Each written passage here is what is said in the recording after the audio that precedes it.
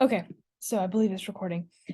So the park that I chose to review is the Little Stacy Neighborhood Park in Austin, Texas. I've been here before to play tennis a few times, and I thought, why not review it?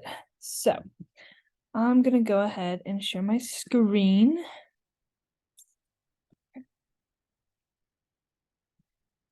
Okay, hopefully y'all can see that. Okay, here we go.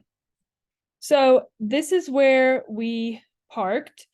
Not really a parking lot, not really a parking lot area. It's kind of in the back behind this like little neighborhood.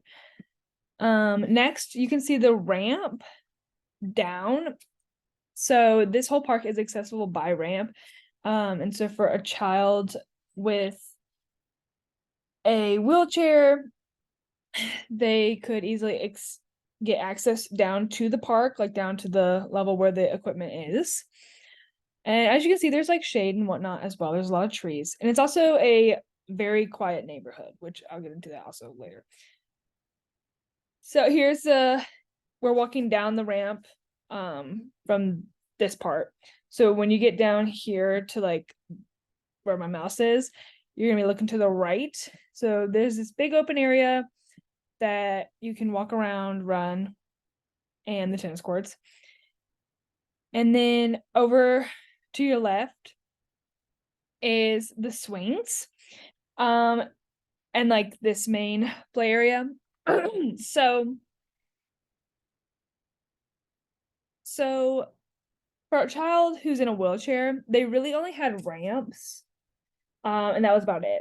They probably couldn't, and maybe they could interact on the basketball court, but other than that, there really wasn't anything else for them. Anything that they could access, like they didn't have a special swing or anything like that.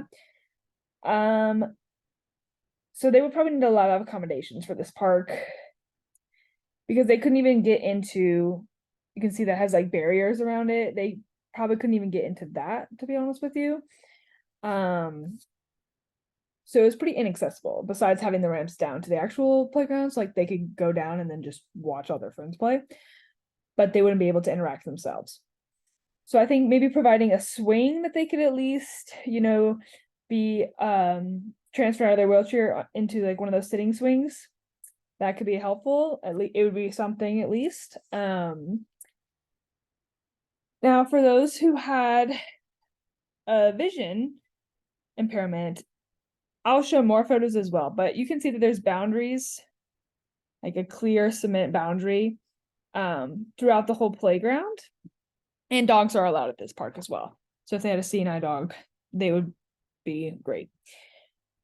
Also they do have colors, but they're not bright colors. So maybe just a fresh coat of paint, honestly. Now this slide. The slide, I feel like it's kind of dangerous, honestly. When I was there, it was raining and the rocks were pretty slick themselves. So I feel like anyone maybe with like a cognitive disability, I feel like this would be very hard to access the slide, to climb up all these rocks and whatnot. For the vision impairment, I feel like maybe they could do it. I mean, they'd be able to tell, but then again, I feel like it would still just be pretty intense, pretty hard. And those with sensory impairments, I feel like it might be all right for them, that they could access it and be all right. It's under the shade. And also this little neighborhood is very quiet as well. So those with sensory impairments that do not like loud noises or bright lights, there wasn't like overhead street lights or anything like that, except for on the road. It was a pretty shady and quiet area. But they also could add like a little cave area thing, like where they could crawl into and hang out, if they wanted. But I do feel like the slide in general was just, that's really hard to access for anyone with disabilities. Honestly, at any child in general, I feel like this whole area was a little bit crazy. So next we do have the basketball court, and like I said, great place for child in a wheelchair. They could maybe hang out, try to shoot some baskets. I wish they had like a lower hoop as well, like another one next to it. They also a kid with the cognitive abilities would be great for them to maybe shoot around, play. And as you can see in the back there's a lot of room to run around as well. So if they would like to do that as well. Now this little play place, I think it would be great for those who have the sensory and the vision. The vision might be a little bit hit or miss there, but they do have like railings up into it, but there's some other ways to crawl up in here, and I feel like that would be pretty hard for somebody with a vision impairment. But for the sensory, I feel like it would be great. Obviously, a child in a wheelchair could not get in there, unfortunately. So, and I think a kid with a cognitive disability would be able to play in this as well.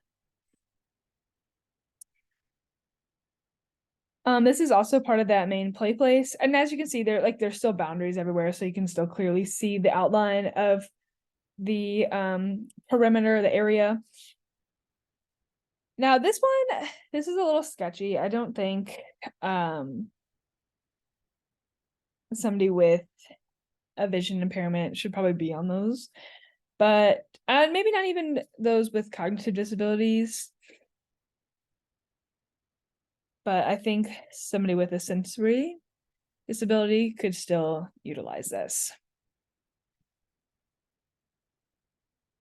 This is also, I think this would be great too for those with cognitive and sensory disabilities. I don't really know what this is, but I have seen kids interact with this, and I feel like they know something that we don't, because they seem to be having a great time. I don't really know what this little wall is, but the kids love it. So I think anyone could maybe use that. Maybe even the kid, if you could get the kid in the wheelchair into this play area, maybe they would interact with it as well and they'd have a good time. So there is that. This was for the younger, they had a younger area as well for like toddlers and whatnot. So I thought that was really sweet. Kind of quiet as well. So if the child with this sensory disability needed to kind of bring it down a notch, it's shaded and they could go sit over there in that little tunnel, just kind of get away from what's all happening at the main play structure. So this is that same play structure, just from a different angle. So you can see that they have ramps to get up onto it, alternative ways to also climb in there as well. That could help with their cognitive disabilities as well. Definitely working on hand-eye coordination and whatnot.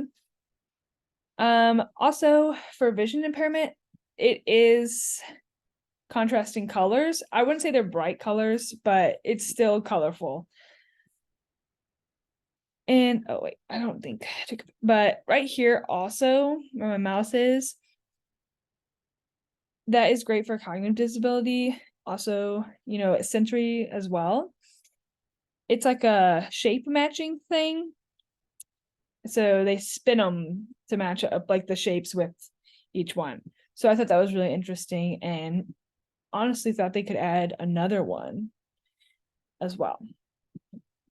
So as you can see, there's a lot of trees as well that overhang the whole playground. So it's a very shady and quiet area. And it also gets sunlight. So it's very, very nice on that front.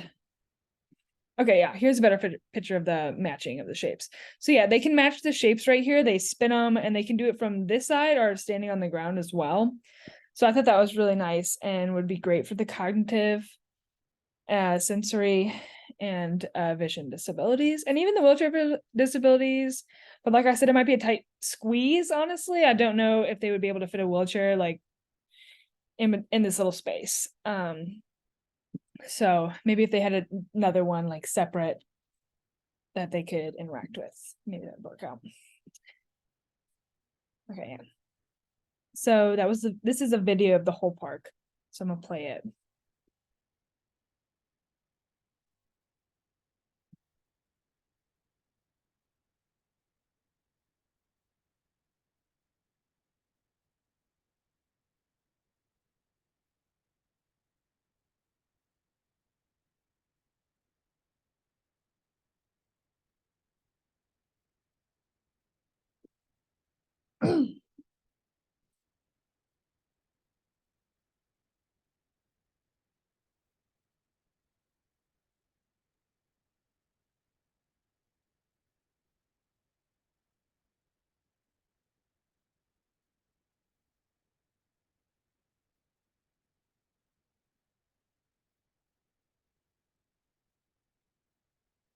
Okay.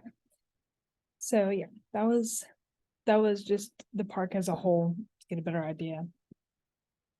And then just on the way back up the ramp train.